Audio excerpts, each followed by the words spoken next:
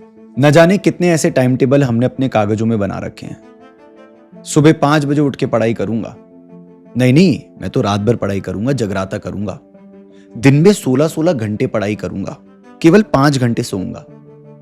और 2 दिन बाद ये टाइम टेबल केवल कागजों में रह गए और हम अपने रूटीन पे वापस चले गए। प्रॉब्लम ये नहीं है कि हम डिसिप्लिन नहीं थे। प्रॉब्लम ये है कि ये एक्सट्रीम टाइम टेबल कभी हमारी रियलिटी बन ही नहीं पाए। तो आज हम एक ऐसे टाइम टेबल की बात करेंगे जो सबसे ज्यादा प्रैक्टिकल हो, जो सबसे ज्यादा सेंसफुल हो, जिससे आपकी प्रोडक्टिविटी बढ़े और सबसे इंपॉर्टेंटली जिससे आपके मार्क्स बढ़े और आप उसको एग्जीक्यूट कर पाए। आज हम बात करेंगे the time table for NEET 2027। आज आपके पास और नीट 2027 के होने वाले टॉपर के पास वही 24 घंटे हैं, लेकिन फर्क है कि वो 24 घंटों को किस तरीके से यूटिलाइज करता है, वो 24 घंटों को किस तरीके से मैनेज करता है। तो क्या होना चाहिए आपके 24 घंटे का रियल डिवीजन। अगर बात करें सोने की, तो बहुत बच्चे कहते हैं हाँ सर हमें 5 घंटे सोना चाहिए, 6 घंटे सोना चाहिए। नहीं, एक एक्टिव माइंड के लिए आपको 7 से 8 घंटे की स्लीप की रिक्वायरमेंट होती ही होती है। आप पढ़ाई करते हैं, अपने दिमाग पे स्ट्रेस डालते हैं, आपको 7 से 8 घंटे की नींद चाहिए ही चाहिए, जिसको हो सकता है कुछ बच्चे एक बार में कवर करें। अगर आप रात में 12 बजे सोते हैं तो 7 बजे उठ जाएं, 8 बजे उठ जाएं, या जिसको लगता है वो उसको 2 पार्ट्स में कवर कर सकता है तो बहुत अच्छी बात है। दैट इज 5+2 रूल, जिसमें आप रात में 5 साढ़े 5 घंटे कवर कर सकते हैं और दिन में 2 घंटे का नैप टाइम कवर कर सकते हैं, जिससे आपका दिन 2 पार्ट्स में डिवाइड हो जाए और आपका दिमाग एक्टिव रहे। आपको स्लीप डिप्राइव्ड नहीं रहना है। आपको क्लासेस के दौरान में नींद नहीं आनी चाहिए, आपको पढ़ाई के दौरान नींद नहीं आनी चाहिए। अगर आपको आलस ज़्यादा आता है तो आप थोड़ा वॉक कर सकते हैं बीच में, लेकिन आपको नींद नहीं आनी चाहिए। आपको स्लीप डिप्राइव्ड नहीं रहना है कि आप रात भर नहीं सोए और सुबह उठ के क्लासेस ले रहे हैं। ये बहुत गलत चीज़ है। इससे आपके नुकसान ही नुकसान होने।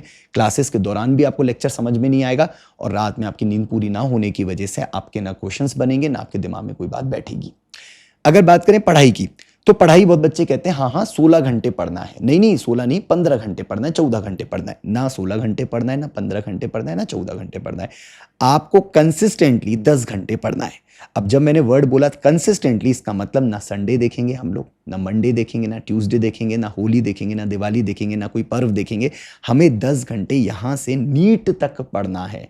क्योंकि मैं आपको 2 दिन या 3 दिन का टाइम टेबल नहीं बता रहा हूं। मैं ये नहीं बता रहा कि 2 दिन पढ़ना है। 16 घंटे आप 2 दिन जरूर पढ़ लोगे। और अगर ऐसा हो रहा होता कि नीट 2 दिन में क्वालिफाई हो रहा होता तो 16 घंटे हर कोई बच्चा पढ़ के उसको क्वालिफाई कर चुका होता। लेकिन पढ़ाई यहाँ पे लंबे समय के लिए करनी है, तो 10 घंटे का एक फीजिबल टाइम होता है। इस 10 घंटे में ध्यान रखिएगा, आपको फुल्ली फोकस रहना है। कोई भी डिस्ट्रैक्शन नहीं होना चाहिए। अगर आपके बगल में मोबाइल है, बार बार व्हाट्सएप आता है, बार बार नोटिफिकेशंस आते हैं, आपका दिमाग इधर उधर जाता है, या बीच में आपको बार बार डिस्ट्रैक्शन महसूस होते हैं, आपका दिमाग बार बार इधर उधर जाता है, तो उसको आपको रोकना है, उससे आपको बचना है। आपके 10 घंटे प्रोडक्टिव पढ़ाई होनी चाहिए विदाउट एनी डिस्ट्रैक्शन।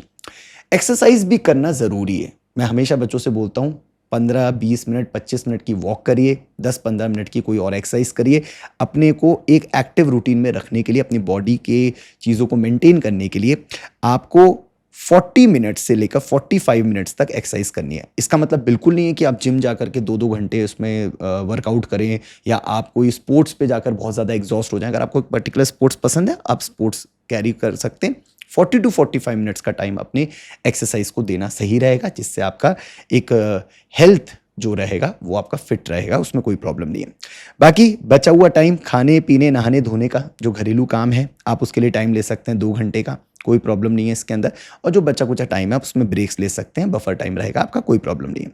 तो कुल मिलाकर के अगर आप ढंग से देखें तो आपकी जो पढ़ाई के घंटे हैं वो केवल 10 घंटे ही हैं।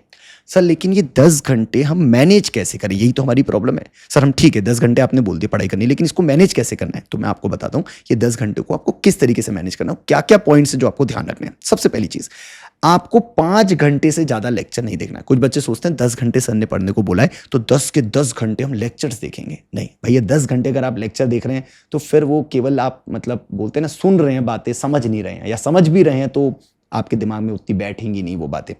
5 घंटे से ज्यादा लेक्चर नहीं लेना है। मतलब 1.5 घंटे के अगर आप लेक्चर लेते हैं तो 3 लेक्चर आपके 5 घंटे के आसपास हो जाएंगे।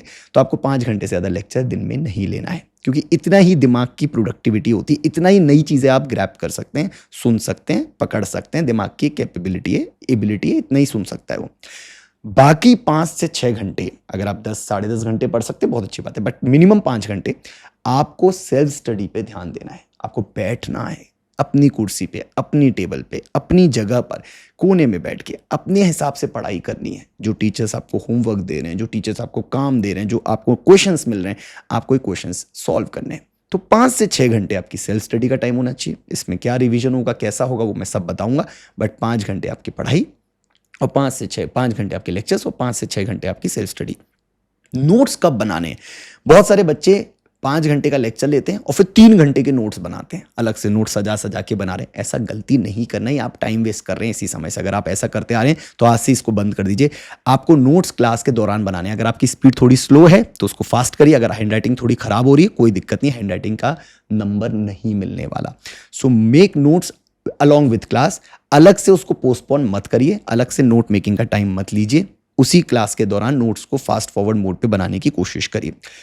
अपनी सेल्फ स्टडी में 2 घंटे की प्रैक्टिस जरूर ऐड करिए। आप क्या करते हैं कि आप सेल्फ स्टडी कर तो रहे हैं, लेकिन आप theory theory theory theory theory 5 बार पढ़ ली, फॉर्मूले फॉर्मूले फॉर्मूले फॉर्मूले 5 बार रट लिए, लेकिन बस खत्म हो गया 5 घंटे की पढ़ाई।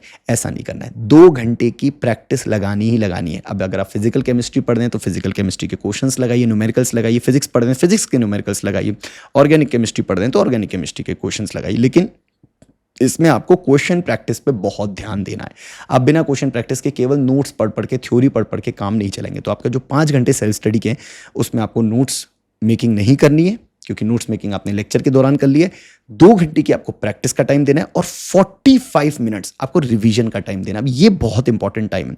बहुत बार मैंने देखा है बच्चे क्या करते हैं, क्लास के बाद नोट्स बंद करते हैं और अगली क्लास के पहले नोट्स वहीं से खोलते हैं जहां पिछली क्लास खत्म होती है। उन्होंने कभी बीच में रिवीजन नहीं किया। हर क्लास के बिफोर या आफ्टर, आपके ऊपर है, हर क्लास के बिफोर या आफ्टर आपको 15 मिनट ईच सब्जेक्ट को टाइम देना है और आपको 15 मिनट अपने नोट्स रिवाइज करने हैं। तो ये बहुत इंपॉर्टेंट पॉइंट्स है। और मैं आपसे कह रहा हूं ना, हम केवल वो बातें कर रहे हैं जो प्रैक्टिकल हैं, जो फीजिबल हैं। हम वो बातें नहीं करेंगे कि भाई आप एक काम करो, आज 3 घंटे का रिवीजन करो, आज एक काम करो 6 घंटे की प्रैक्टिस करो। नहीं, ये पॉसिबल नहीं है। मैं आपको एक ऐसा रूटीन बना रहा हूं जो आप डेली फॉलो कर सकते हैं और आपको इससे प्रोडक्टिविटी मिलेगी। स्लीप के लिए मैंने आपको बता दिया 6 से 7 घंटे रखिए और अपने स्टडी आवर्स को इस तरीके से डिस्ट्रीब्यूट करके रखिए, बहुत अच्छा आउटपुट बनेगा। बट ध्यान रखिएगा, 1 या 2 दिन का खेल नहीं है। थोड़ा टाइम दीजिएगा इस टाइम टेबल को और इसको फॉलो करिएगा। आप देखेंगे आपके अपने आप से नंबर बढ़ने स्टार्ट हो जाएंगे, आपको इंप्रूवमेंट महसूस होना स्टार्ट हो जाएगा। अब कुछ कॉमन सवाल है जो बच्चे मुझसे पूछते आए हैं और मैं एक एक करके जवाब देने प्रेफर नहीं करता हूं, तो इसलिए मैंने सोचा कि आपको वीडियो में ही बता दूं। कुछ बच्चे पूछते हैं सर रात में पढ़ें या सुबह पढ़ें, राइट? बहुत लोग कहेंगे सुबह उठ के पढ़ें, बहुत लोग कहेंगे रात में बैठ के पढ़ें। देखिए, आपका अपना कॉल है, बट अपना कॉल का मतलब ये नहीं है कि आप रात में 2 बजे तक पढ़ तो रहे हैं लेकिन साथ में इंस्टाग्राम चल रहा है, व्हाट्सएप चल रहा है। आप अपने आप को नाइट आउल तो कह रहे हैं लेकिन आप नाइट आउल में चला रहे हैं व्हाट्सएप या इंस्टाग्राम। ये गलती मत करिएगा। अगर आप रात में पढ़ते हैं तो आप रात में बिना डिस्ट्रैक्शन के पढ़ेंगे। और ऐसी पढ़ाई भी कोई काम की नहीं है कि सुबह उठ तो गए 4 बजे लेकिन नींद, आंखें नींद से भरी हुई हैं और उसके बाद आप लेक्चर देख रहे हैं, उसमें आधी नींद हो रही है और आधा लेक्चर हो रहा है। ये भी सही नहीं है। तो जो भी रूटीन बनाइए अपने हिसाब से बनाइए, जो आपको ठीक लगे, जिसमें आपकी मैक्सिमम प्रोडक्टिविटी हो उसके हिसाब से बनाइए। दूसरा प्रश्न है, बच्चे पूछते हैं how to manage all the subjects. तो मैंने जो आपको 6 घंटे का टाइम दिया है उस 6 घंटे को 3 पार्ट्स में डिवाइड कर लीजिए।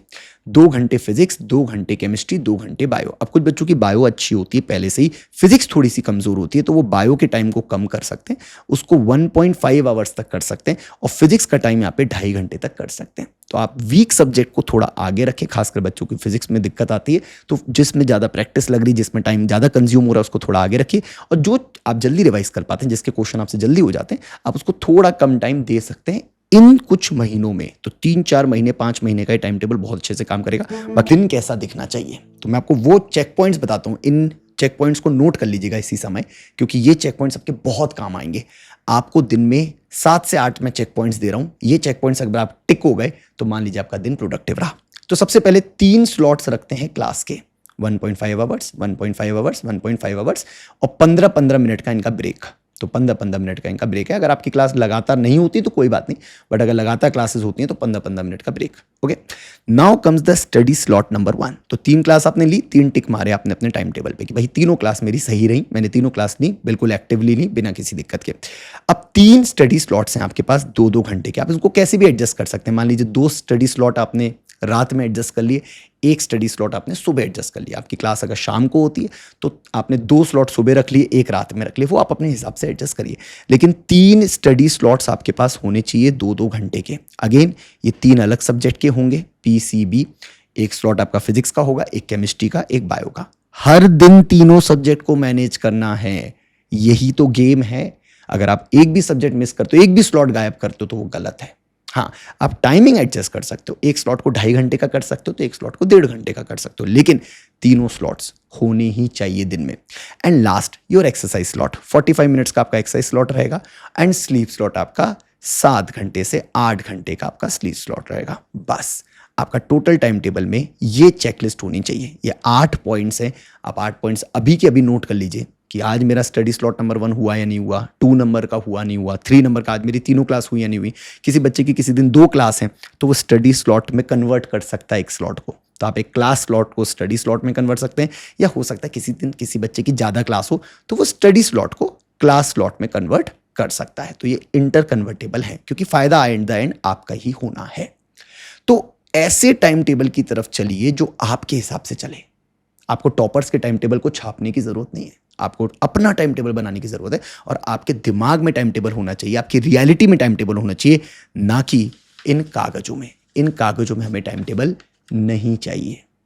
सो आई होप ये वीडियो आप लोग को पसंद आया हो। बाकी अगर आपको लगता है कि आपका टाइम टेबल सही है, गलत है, आप मुझसे शेयर करना चाहते हैं तो आप मुझसे शेयर कर सकते हैं मेरे व्हाट्सएप पे। तो मेरा व्हाट्सएप नंबर 9301633316 बच्चों के पास है, आप उस पर शेयर कर सकते हैं। बाकी मेरे टेलीग्राम से जुड़े रहिएगा, टेलीग्राम पे मैं अपडेट्स देता रहूँगा आप लोगों को। मेरी एप्लीकेशन से जुड़े रहिएगा जिसमें मैं एप्लीकेशन पे बच्चों के प्रैक्टिस सेशंस लेता हूँ। एंड नेक्स्ट सेशन मैं लेने वाला हूँ काइनेमेटिक्स ऑन बच्चों की डिमांड। तो बच्चों की डिमांड थी सर काइनेमेटिक्स से स्टार्ट करिए, तो हम काइनेमेटिक्स शुरू कर रहे हैं, मोशन इन स्ट्रेट लाइन शुरू कर रहे हैं बहुत जल्दी। So next video, next lecture बहुत जल्दी आने वाला है, इसका सारा अपडेट आपको मेरे टेलीग्राम पे मिल जाएगा। Okay, so all the very best. बनाओ एक बढ़िया सा टाइम टेबल, और तुम्हें लगता है कि तुम मुझसे शेयर करना चाहते हो या तुम्हें लगता है कि कोई बात है जो तुम करना चाहते हो मुझसे, तो तुम कमेंट कर सकते हो। मैं अगली वीडियो में या उसी जगह कमेंट पे तुम्हें रिप्लाई भी कर दूंगा। तो मिलते हैं अपने नेक्स्ट वीडियो में, and all the very best.